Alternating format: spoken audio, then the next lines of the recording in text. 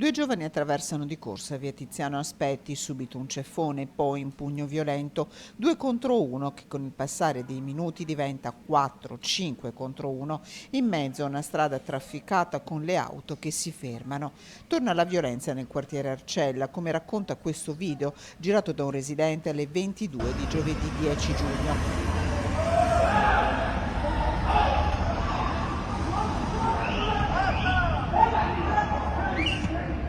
Chi conosce il quartiere ben sa qual è la posizione tra il Bingo e Galleria San Carlo. Qui non si contano gli interventi delle forze dell'ordine, spesso su segnalazione dei residenti, testimoni impotenti di scene di ordinario spaccio.